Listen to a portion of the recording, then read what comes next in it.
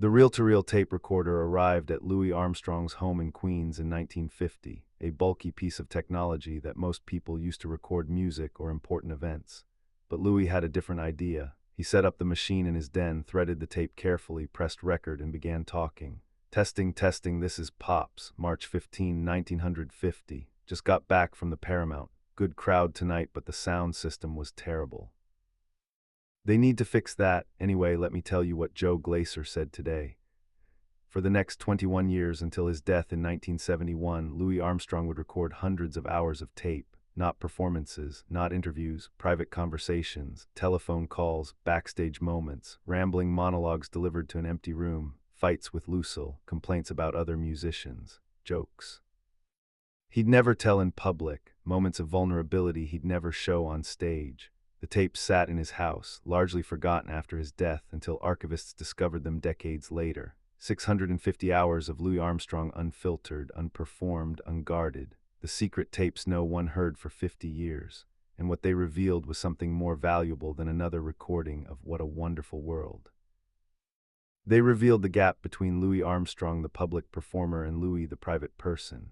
Between Satchmo, always smiling, and Pops, exhausted and angry and honest. Between the curated self the world knew and the authentic self that existed only on those tapes.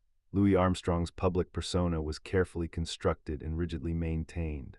Satchmo, the eternally cheerful entertainer, the gravel-voiced genius who loved everyone and saw beauty in everything. The man who sang What a Wonderful World and seemed to genuinely believe it despite living through decades of racism, exploitation, and personal hardship.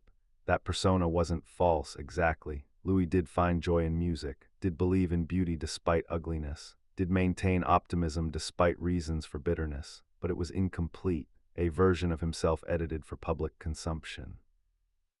The smiling parts emphasized, the angry parts suppressed, the gratitude highlighted, the resentment hidden. The tapes captured what the persona left out. Louis angry at promoters who cheated him, Louis frustrated with musicians who didn't meet his standards, Louis exhausted from constant touring, Louis worried about money despite his success, Louis resentful of the racism he faced daily, Louis questioning whether his optimism was authentic or just good business. The tapes didn't contradict the public Satchmo. They complicated him, showed that the joy was real but so was the pain, that the smile was genuine but so was the exhaustion beneath it. That Louis Armstrong was more complex, more human, more contradictory than the carefully managed image suggested.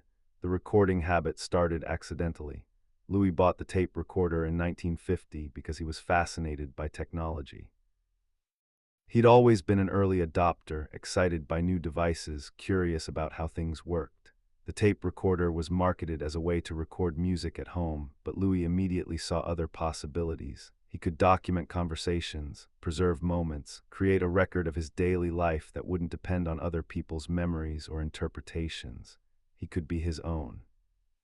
Archivist, the first recordings were experimental. Louis testing the equipment, figuring out how it worked, playing with the technology. Testing 1, 2, 3, can you hear me? This thing really picks up everything, listen. And then he'd tap the microphone or rustle papers, delighted by how the machine captured sound. But quickly, the recordings became something more intentional. Louis would come home from performances and talk into the tape recorder like it was a diary. Summarizing the day, venting frustrations, processing experiences. The recordings weren't for anyone else. Louis never mentioned them in interviews, never played them for friends, never suggested they'd be published someday. They were private documentation, a way for Louis to talk to himself, to organize his thoughts, to express things he couldn't or wouldn't say publicly. The tape recorder became a confidant, something that would listen without judgment, record without editing, preserve without betraying. Over 21 years, the habit became part of Louis's routine. He'd record phone conversations by holding the microphone near the receiver, would set up the machine backstage and let it run during band discussions, would record rambling monologues late at night when he couldn't sleep. The subjects ranged from mundane to profound. Complaints about hotel accommodations, reflections on his childhood in New Orleans, arguments with Lucille about his touring schedule, detailed critiques of other musicians' performances, jokes and stories he'd heard, political commentary he'd never make publicly, medical concerns he didn't want to burden others with, the texture of daily life, unfiltered and unperformed. Lucille discovered the taping habit relatively early. She'd walk into the den and find Louis talking to the machine, narrating his thoughts like a man possessed. Her initial reaction was bewilderment. "Pops, who are you talking to?" Louis would explain the tape recorder. He was making tapes. For what purpose? No purpose, just documenting. Lucille's skepticism eventually softened into acceptance. This was Louis's thing, his private ritual. She learned to ignore the whirring of the tape machine, the sound of Louis's voice coming from the den. Sometimes she'd even participate, knowing she was being recorded, engaging in conversations that Louis preserved on tape. But Lucille also understood that the tapes captured a side of Louis the public never saw. She'd hear him ranting about Joe Glaser taking 50% of everything, would hear him expressing frustration with the constant demands of fame, would hear him questioning whether all the sacrifice had been worth it. These weren't the thoughts of Satchmo, the perpetually optimistic entertainer. These were the thoughts of Louis, the tired 70-year-old man wondering if he'd made the right choices. The content of the tapes reveals patterns that complicate our understanding of Louis Armstrong. First, Louis was far more politically aware and far more angry about racism than his public persona suggested. The tapes include long rants about segregation, about the hypocrisy of America celebrating his music while denying him basic dignity, about the exhaustion of constantly performing for white audiences while being treated as second class everywhere else. Louis knew his public political statements were limited and measured, but privately he was furious. The tapes capture that fury in ways his public statements never could. Second, Louis was deeply insecure about his musical legacy. Despite his success, despite being recognized as one of the greatest musicians of the 20th century, Louis constantly questioned whether he'd done enough, whether his innovations would be remembered, whether younger musicians respected his contributions. The tapes include passages where Louis compares himself to other artists, worries about being forgotten, expresses anxiety about his place in jazz history. The confident public Satchmo was privately uncertain, privately seeking validation he never fully found. Third, Louis's relationship with Lucille was more complicated than the stable partnership they presented publicly. The tapes capture arguments, resentments, negotiations. Lucille angry about Louis's constant touring, Louis defensive about needing to work, both of them navigating the tension between Louis's career demands and their desire for normal domestic life. The tapes don't suggest their marriage was failing, it clearly wasn't, but they show it required constant work, constant compromise, constant negotiation between competing needs. Fourth, Louis was exhausted, deeply, profoundly exhausted in ways he never admitted publicly. The tapes from the 1960s and early 1970s, as Louis's health declined, include passages where he talks about being tired. Not just physically tired, though his body was failing, but existentially tired. Tired of performing, tired of traveling, tired of being Satchmo, wanting rest but unable to stop because stopping meant ceasing to be who he was. The technology of the tapes. Matters reel-to-reel recording in the 1950s-70s was time-consuming and deliberate. You couldn't just hit a button and record endlessly like modern digital systems. You had to thread the tape, set levels, monitor the recording, which means Louis's 650 hours of tape represented genuine commitment. This wasn't casual documentation. This was intentional, sustained effort to preserve his private thoughts. Louis cared about these recordings.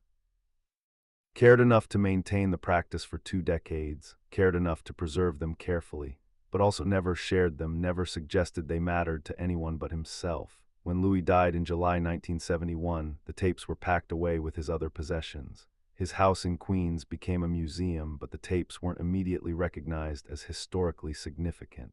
They were just Louis's. Personal recordings, private stuff, may be embarrassing, definitely not ready for public consumption.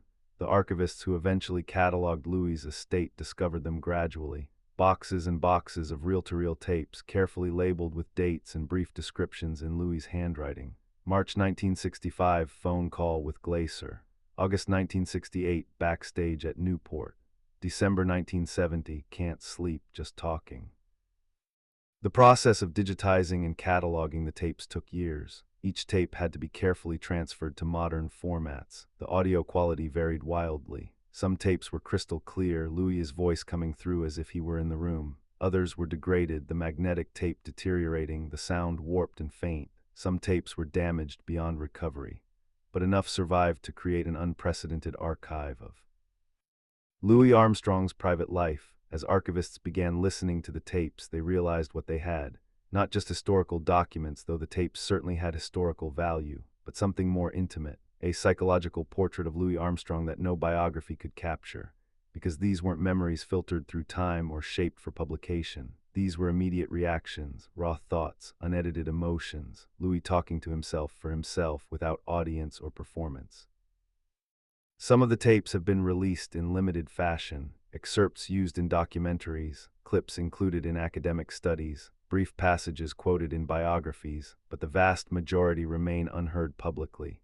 They're too personal, too revealing, too much Louis unfiltered. The Louis Armstrong House Museum, which controls the archive, has been cautious about releasing material that might change or complicate Louis's legacy.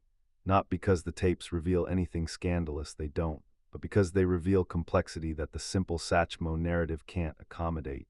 The tapes matter in 2026 for reasons Louis couldn't have anticipated.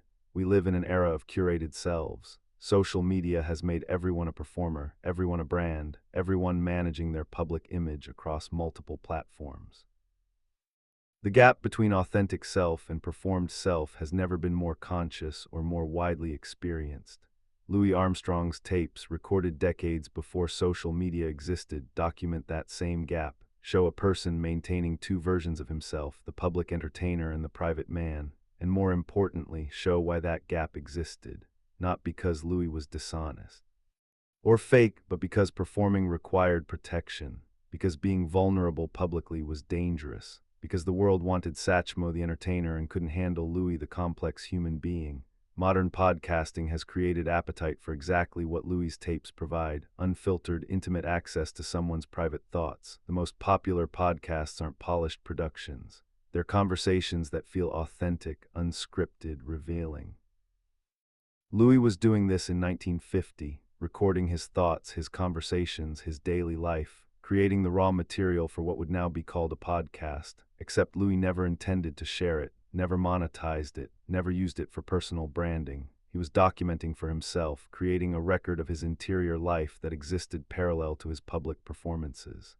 The irony is profound. Louis Armstrong spent his entire professional life performing, being public, managing his image carefully.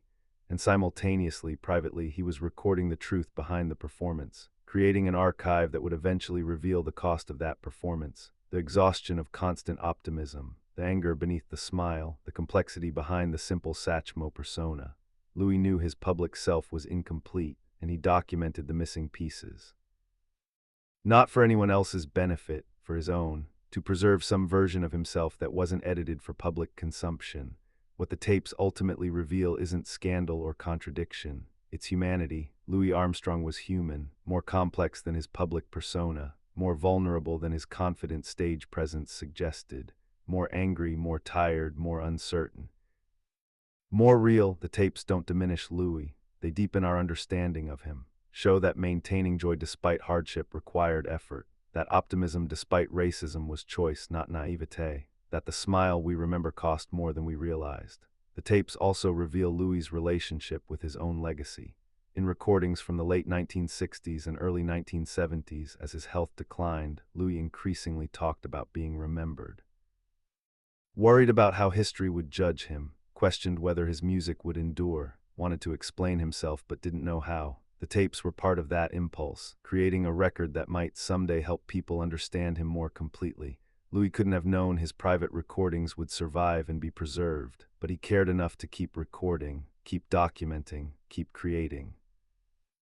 Parallel archive of his authentic self. In 2026, as more of the tapes are carefully released and studied, they're changing how we understand Louis Armstrong. Not replacing the public Satchmo with some darker private Louis, but complicating both, showing that joy and pain coexisted, that optimism and anger weren't contradictory but complementary, that Louis Armstrong contained multitudes and the carefully constructed public persona, while real, was never complete. The secret tapes no one heard for 50 years. 650 hours of Louis Armstrong talking to himself, for himself, documenting a life that was simultaneously public spectacle and private struggle, recording technology capturing what performance concealed, A man using the same tool that made him famous, recorded sound, to preserve the parts of himself that fame required him. To hide, Louis the performer created thousands of hours of public recordings that define jazz. Louis the private person created hundreds of hours of secret recordings that defined his interior life. Both archives matter, both are Louis, and the gap between them reveals something profound about the cost of being a public figure, the necessity of maintaining private selves, and the human need to be known completely, even if only by the whirring of a tape machine in an empty room. The tapes are Louis's final gift, not the music, though the music endures, but the truth behind the music, the person behind the performer, the complexity behind the smile. 650 hours of Louis Armstrong saying what he couldn't say publicly, being who he couldn't be on stage, existing in the unperformed space between concerts and recordings and interviews. For 50 years, those tapes sat silent. Now, gradually, carefully, they're speaking again.